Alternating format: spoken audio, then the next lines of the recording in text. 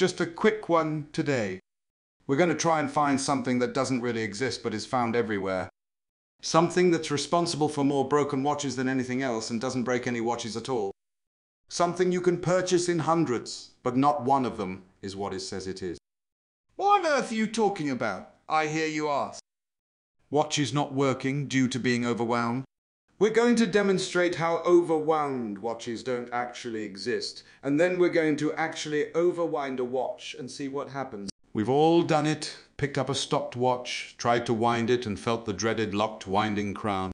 Let's take a look at what's going on. When a watch is wound, the ratchet wheel turns, rotating the arbor in the center of the mainspring barrel. That stores energy in the mainspring by creating tight coils from the middle towards the outside of the spring. When the last coil is wound tightly, a little hook catches on the outside of the mainspring barrel, and you can feel that increase of tension through the winding mechanism and onto the winding crown. And because we're all sensible people, we stop winding. The watch is now fully wound. And as we can see, this watch, wound as tight as it can go, is still running perfectly. If overwinding doesn't exist, how come so many broken watches are wound tightly, you might ask? Because everyone picking up a stopped watch gives it a wind to see if that's what it needs to start running. Every stopped watch quickly ends up fully wound. So that's it then. Overwinding doesn't exist. But what if there are some people in the world who aren't sensible? What if they just carry on winding and winding, then what? That is a good question. Let's try. Most crowns don't allow enough grip to do any damage, so I'm using a special overwinding tool to really give it an unreasonable amount of force. This watch was volunteered for this test because it has already proven itself in the 100-meter drop test video a couple of months ago. Getting really tight now. And bingo, something has gone pop.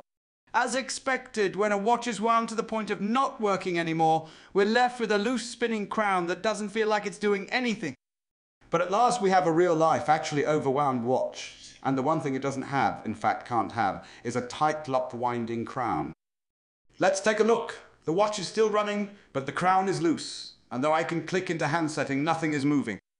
What do we find inside? The stem is broken. But as you can see, even when using a tool to overwind with enough force to shear the stem, the watch is still running. There are some tinkerers on various platforms spreading the overwound myth, encouraging non-watchmaking civilians to try and release the power from their stopped watches to fix them. And overwound watches can be found for sale by the hundred. Who knows why these watches aren't running? But the one thing we can be sure of is it's not just that they've been wound up. We are all huge fans of everyone having a go at fixing their watches, but incorrect information like the overwound myth could have people risking damage to their watches with a zero chance of any benefit. So let's all do our bit to kill off the overwinding myth and move together onto the sunlit uplands of knowledge and wisdom.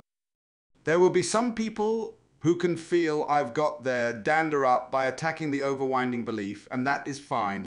If one is going to choose a non-evidence-based belief system to live one's life by, the overwinding of watches is probably the least harmful. Right, that's it. We're done, as you were.